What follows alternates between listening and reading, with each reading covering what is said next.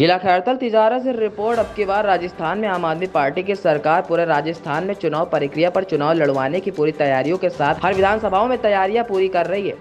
जैसे किशनगढ़ विधानसभा से आम आदमी पार्टी के दावेदार श्री चरण सिंह, एडवोकेट कोट कासिम, विधानसभा किशनगढ़ बांस से जोश और जुनून के साथ चुनाव के मैदान में पूरी तरह से तैयारियां।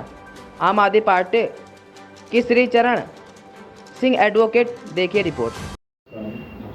सबसे पहले सर अपना परिचय सर। मैं चरण सिंह यादव, एडवोकेट, अपने वकालत का काम करता हूँ किशनगढ़ बास कोट कासिम में, और मेरा गांव गुरगच का है। गांव गुरगच का के रहने वाला हूँ। पिता मेरे फौज में रहे हैं, 30 साल उन्होंने फौज में सेवा करी है। भाई मेरा फौज में रहा है। खेती किसानी परिवार से हम हैं और गांव में ही रहता हूँ। सर आप राजनीति में क्यों आना चाहते हैं, क्या वजह है आप राजनीति में आना चाहते हैं? कासिम भाई, मेरा कोई राजनीतिक बैकग्राउंड नहीं है और ना ही मैंने कभी कोई राजनीति में आने की सोची थी, और ना मेरा किसी पार्टी से कभी कोई वास्ता रहा है।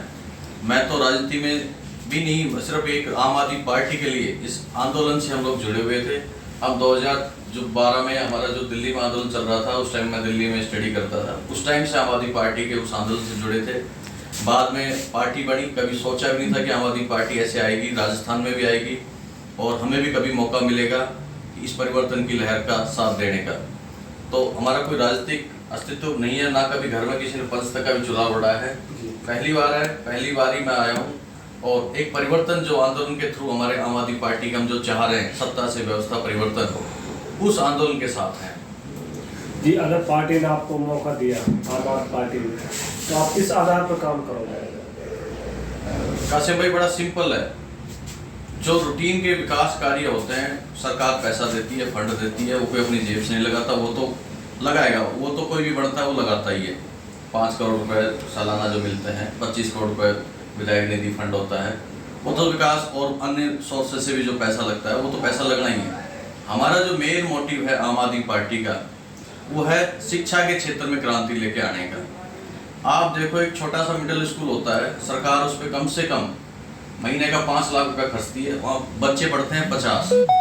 क्यों? क्योंकि वहाँ व्यवस्था ठीक नहीं है। सारे शिक्षक वेल एजुकेटेड हैं, MA BEd हैं, लेकिन सिर्फ व्यवस्था के पीछे वो स्कूल पिछड़ रहे हैं। वहीं हमारे जो किसान परिवार से बच्चे आते हैं, किसान जो बच्चे अपने अगर 2 बच्चे भी पढ़ते हैं, तो उसकी मजबूरी हो गई कि प्राइवेट स्कूल में भेजे, क्योंकि सरकार की व्यवस्था बहुत खराब है।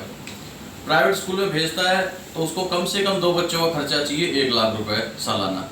हमारे जो खेती की जो कमाई होती है, हमारे दूध दही की जो हमारा व्हाइट गोल्ड होता है, वो सारा पैसा प्राइवेट स्कूल की लूट में चला जाता है। तो जो पहली चीज़ हम जो करेंगे, हम शिक्षा के क्षेत्र में क्रांति लेके आएंगे। हम हमारे जो शिक्षक हैं उनके साथ मिलकर के एक बड़ा परिवर्तन लाना चाहते हैं, जिस प्रकार से दिल्ली और पंजाब में हुआ है। उन स्कूलों के अंदर, प्राइवेट स्कूलों से बच्चे जो सरकारी स्कूल है उसके अंदर आए, उसके अंदर अच्छी शिक्षा ग्रहण करें। विदेशों में भी आप देखोगे, अमेरिका, इटली, जापान, फ्रांस, सब कहीं जो स्कूली शिक्षा होती है वो फ्री ऑफ कॉस्ट होती है और सबको समान शिक्षा मिलती है। एक नेता का, एक IAS का और एक रिक्शा चलाने वाले का बच्चा एक साथ पढ़ते हैं। तो वही उस स्तर की हम सोच रखते हैं कि हमें भी वही स्तर के सरकारी स्कूल बनाने हैं कि उसमें एक जज का बेटा, एक IAS का बेटा और एक चपरासी का बेटा एक साथ उस सरकारी स्कूल में पढ़ें और अच्छी शिक्षा ग्रहण करें और अच्छे एक देश का निर्माण हो। ताकि जी सर, वर्तमान में कांग्रेस सरकार आपके यहाँ किशनगढ़ बास में, क्या इस सरकार ने कुछ विकास का काम किया है अपने विधानसभा में? जैसा मैंने कासिम भाई बताया, विकास के जो काम होते हैं वो तो सरकारें करती हैं। मैं वो ही नहीं कहता कि बीजेपी नहीं किए या कांग्रेस ने नहीं किए, विकास के काम किए हैं। मैं कोई नेगेटिव पॉलिटिक्स नहीं करता, ना कोई व्यक्तिवादी नेगेटिव पॉलिटिक्स करता। इन जो सरकारों का जो इनका ध्येय है, मान लिया बीजेपी को लेकर बात करें तो बीजेपी सिर्फ धर्म के अलावा कुछ नहीं, उसको मतलब नहीं है किसान की आय। उसने कहा था 2022 तक किसान की आय दुगनी हो जाएगी। हमारा क्षेत्र किशनगढ़ बास है, इसमें ज़्यादातर गांव, लगभग हमारे 242 गांव के लगभग हैं, सब में हमारे किसान भाई हैं। ज़्यादातर 80% 90% कृषि पे डिपेंडेंट लोग हैं। उन किसानों के लिए क्या किया आपने? आप उस चीज़ के लिए आओ ना। आपने 10 साल हो गए इस देश के अंदर, आपने किसानों के लिए क्या किया है? आपने युवाओं के रोजगार के लिए क्या किया है? आपने भ्रष्टाचार को मिटाने के लिए क्या किया है? इस चीज मुद्दे पर आज बात होनी चाहिए, ना कि इस मुद्दे पर कि धर्म के मुद्दे पर, हिंदू मुसलमान के मुद्दे पर, मंदिर मस्जिद के मुद्दे पर बात नहीं होनी चाहिए। वो एक व्यक्तिगत इशू है, वो एक व्यक्तिगत अपनी आस्था रहती है आदमी की। हमें चाहिए अच्छे स्कूल, हमें चाहिए अच्छे अस्पताल, हमें चाहिए रोजगार, हमें चाहिए भ्रष्टाचार मुक्त प्रशासन। जी सर, अगर आम आदमी पार्टी अपने राजस्थान में सरकार बना पाती है तो जैसे पंजाब में, दिल्ली में वहाँ काम कर रही है, क्या यहाँ भी काम करेगी? हमारा मॉडल वही है, सेम मॉडल है जो अरविंद केजरीवाल जी का। शिक्षा, क्योंकि हमें पता है हमारा देश विकासशील देश है, गरीब देश की श्रेणी में आता है। भले ही मोदी जी विश्व गुरु बन जाएं, दुनिया को लीड करें, लेकिन ये सच्चाई है कि हमारा देश एक गरीब देश है। आज जरूरत है बढ़िया मैन्युफैक्चरिंग की।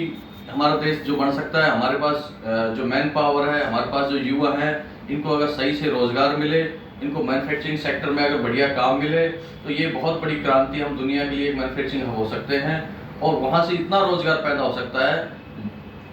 हम पॉपुलेशन की बात करते हैं, आबादी की बात करते हैं, आबादी तो चाइना की बहुत है। आबादी अभिशाप नहीं है, अभिशाप है आपकी अव्यवस्था। आपने युवाओं को सही रोजगार नहीं दे रखा। युवाओं को रोजगार नहीं मिलता है तो वो नशे की तरफ जाते हैं, वो क्राइम की तरफ जाते हैं। जी सर जी, अब अगर आपको टिकट दिया आम आदमी पार्टी ने, क्या आप टिकट निकाल पाओगे?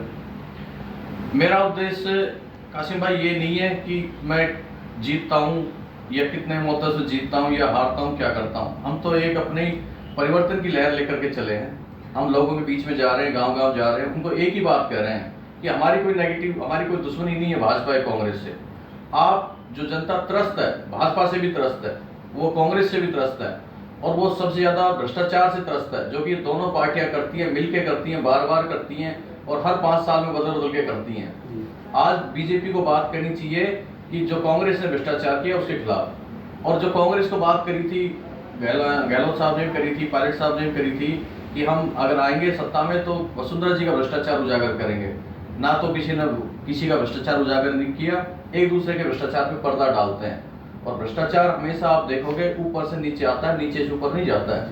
अगर मुख्यमंत्री भ्रष्ट है तो नीचे से चपरासी भी भ्रष्ट मिलेगा आपको, और मुख्यमंत्री अगर भ्रष्ट नहीं है तो किसी कोई विधायक भ्रष्ट नहीं है तो किसी एसडीएम, किसी तहसीलदार, किसी थानेदार, किसी बिजली विभाग वाले की हिम्मत नहीं है किसी आम जन से 1 रुपया ले ले। ये सिर्फ इसलिए होता है, सरकार की सह पर होता है, मंत्रियों की सह पर होता है, विधायकों की सह पर होता है, और भाजपा कांग्रेस दोनों के दौर में होता है और एक से बढ़ के एक दूसरे के रिकॉर्ड तोड़ते हैं हर बार। जी, आम आदमी पार्टी का सर सीएम चेहरा कौन होगा राजस्थान में? आम आदमी पार्टी, जैसा आपको पता है, हमारा पूरा एक संगठन बना हुआ है, प्रदेश अध्यक्ष हैं, हर जिले पे हमारे जिला अध्यक्ष हैं, हमारा बूथ स्तर तक का कार्यकर्ता, बूथ अध्यक्ष तक हमारे संगठन के अंदर है। पार्टी आने वाले समय में जिसको भी तय करेगी सब उसके साथ रहेंगे। हमारे पास एक से एक योग्य उम्मीदवार हैं। हमारे पास एडीजे रिटायर्ड जज साहब हैं, पीएस तोमर साहब, हमारे पास प्रदेश अध्यक्ष नवीन पालीवाल जी हैं, और भी पार्टी को यदि कोई उपयुक्त चेहरा ऐसा लगेगा विधायकों में से ही जो भी अगर जीत के आते हैं तो पार्टी उसके साथ रहेगी। लेकिन इतना मैं आपको आश्वासन देता हूँ कि वो जो व्यक्ति आएगा चुन के या जिसको उम्मीदवार बनाया जाएगा वो निष्पक्ष छवि का आदमी होगा, वो ईमानदार छवि का आदमी होगा, वो वेल एजुकेटेड आदमी होगा, वो जनता से जुड़ा हुआ, किसानों से जुड़ा हुआ, युवाओं से जुड़ा हुआ व्यक्ति होगा, ना कि कोई थोपा हुआ व्यक्ति होगा जिसका बहुत कोई क्रिमिनल या कोई भ्रष्टाचारी रिकॉर्ड होगा। सर, चुनाव को लेकर अपने क्षेत्र के वासियों को क्या संदेश देना चाहते हैं सर, क्या अपील करना चाहते हैं? आसिम भाई, मैं किशनगढ़ में घूमता हूँ, किशनगढ़ मेरी विधानसभा है, हमारे यहाँ बहुत अच्छा भाईचारा है, लेकिन पिछले कुछ समय से वो थोड़ा जो लोग होते हैं चुनाव में बांटने के लिए, अब हम यहाँ कोर्ट कचहरी में रहते हैं, हम तो सबका काम करते हैं, हम किसी की जाति धर्म नहीं देखते, लेकिन आज की राजनीति इन्होंने अपने फायदे के लिए नेताओं ने बांटने का काम कर रही है, जो कि बहुत गलत है। हमारा पहली जो चीज़ है भाईचारा, चुनाव होते रहेंगे, राजनीति चलती रहेगी, पहली चीज़ होनी चाहिए भाईचारा। धर्म और जाति से ऊपर उठ करके आप योग्य और अच्छे उम्मीदवार को वोट दें, जो पहली प्रायोरिटी जो स्थानीय हो, पहली प्रायोरिटी जो वेल एजुकेटेड हो। मैं दावे के साथ कहता हूँ, इसको बड़प्पन या बड़ी बोल नहीं बता रहा मैं, जितने उम्मीदवार मेरे यहाँ किशनगढ़ में हैं, जितने भी जो वर्तमान में भी हैं, जो पहले भी रहे हैं, इनमें से कोई भी व्यक्ति आप देखो, पिछले जो हमारे अभी वर्तमान विधायक हैं, पिछले 5 साल में विधानसभा में बोल नहीं पाए। विधानसभा किस लिए भेजते हैं किसी आदमी को? विधानसभा में इसलिए भेजा जाता है यहाँ के लोगों के जाकर के मुद्दे उठाए। जो आदमी इतना अपने आप में कॉन्फिडेंस नहीं है कि विधानसभा में जाके कोई तो मुद्दा होगा इस विधानसभा का जो उठ सकता था वहाँ विधानसभा में, लेकिन नहीं उठा पाए। उस लेवल का उनके पास कॉन्फिडेंस नहीं है जो जनता की बात कर सके, उनके हक की लड़ाई लड़ सके वहाँ जा करके।